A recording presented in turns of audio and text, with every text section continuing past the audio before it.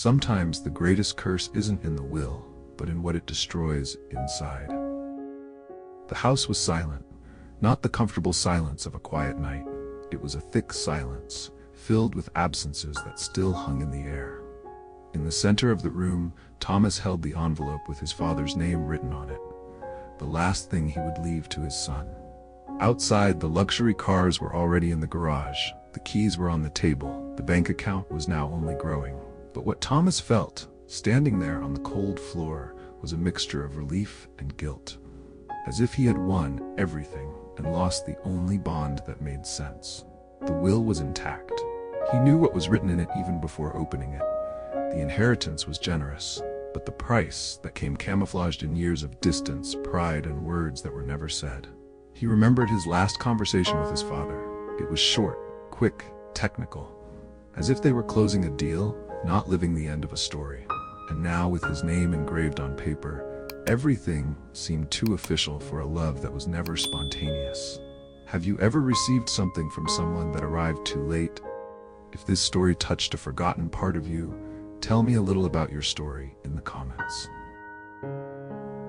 Thomas spent the rest of the day wandering around the mansion as if walking through a museum of broken memories. Every piece of furniture, every portrait, every antique object seemed to carry the weight of something that was never said. The inheritance was there, concrete. But the past, it was too fragmented to be reconstructed with possessions. The kitchen still smelled of the strong coffee his father used to drink, even when the two no longer shared conversations. And when he opened one of the cupboards, he found an old mug, one he used as a child, with his name written on it in permanent marker. He held it for a long time, as if it could bring back a kind of time he never really had. The phone rang, an unknown number. Thomas answered. It was the family lawyer, formal as always, asking if he had read the final letter attached to the will. He replied that he hadn't, and with a certain weariness in his voice, the lawyer said, "The letter doesn't talk about money, Thomas, it talks about what he destroyed." He hung up without answering. He went to his father's office. That place still smelled of his perfume, a woody, elegant, and distant aroma, just like the man himself. And there, in the deepest drawer of the desk, was the letter. He didn't read it right away. He stood there staring at it like someone hesitating in front of a mirror that reveals too much. It wasn't fear of the content. It was fear of feeling.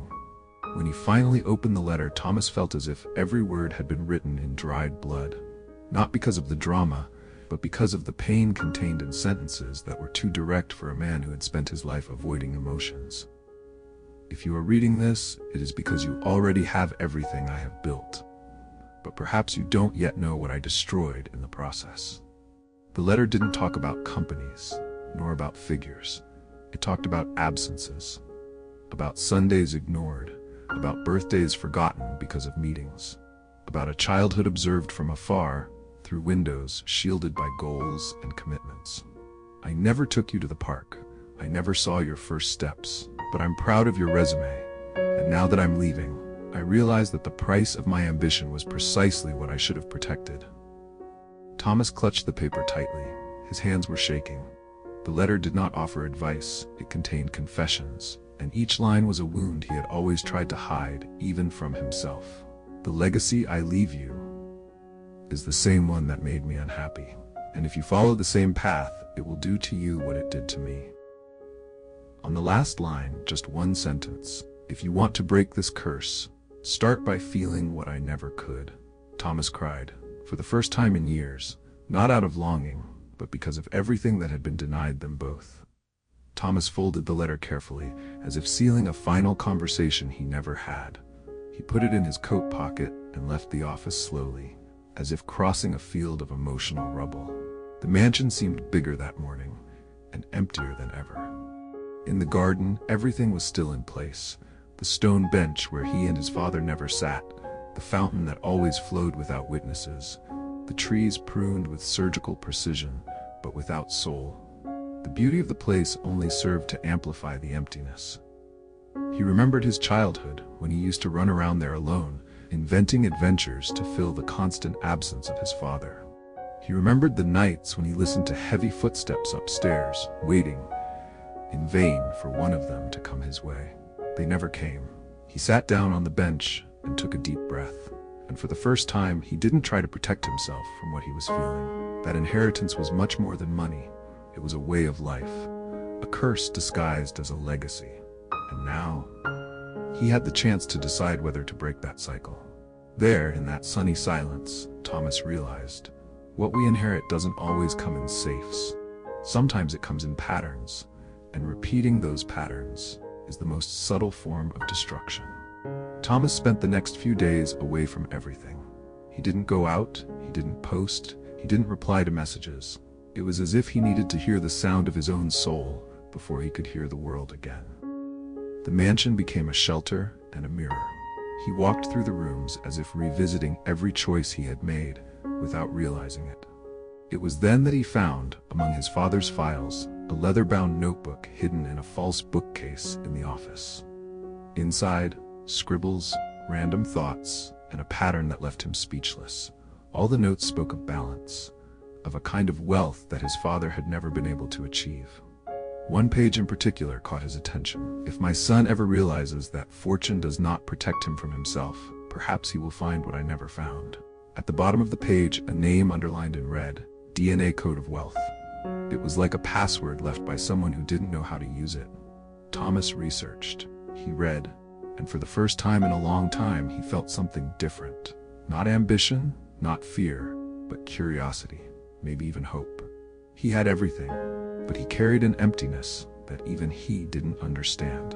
What no one told him is that peace and wealth are the same energy. The path, he discovered, is in the first pinned comment. And at that moment, something inside him stirred, as if the inherited weight could finally begin to be returned. Days later, Thomas made a simple but powerful decision. He opened the doors of the mansion to the wind. He let the light in. He removed the cold paintings and replaced them with real photos.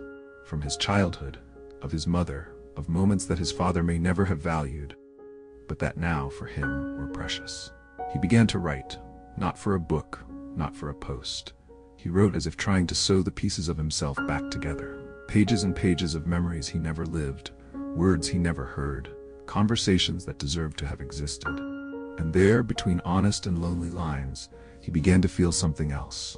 Freedom. Not the freedom that money offers, but the kind that comes when you choose not to repeat the trauma you have experienced. That inheritance no longer controlled him. Now, he chose what to carry. One night, as he passed by a mirror, Thomas saw himself differently. Less rigid, less perfect, more human. And he allowed himself to smile. Just a little, but enough to understand that something had changed. He was still the heir.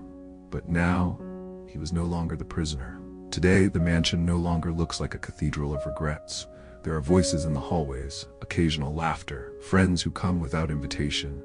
An old piano occupies the center of the room. Even though no one knows how to play it properly, the air there is not as heavy as it used to be. Thomas did not become a monk.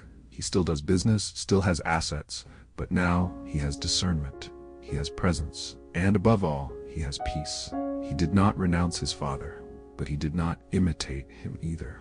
He turned pain into awareness and legacy into choice.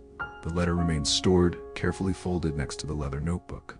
Sometimes he reads it again, not out of nostalgia, but to remember what cost too much to be forgotten. Not every inheritance is fortune. Some come to show you who you don't want to become. If this story touched something inside you, tell me in the comments. Perhaps this is the beginning of your own liberation.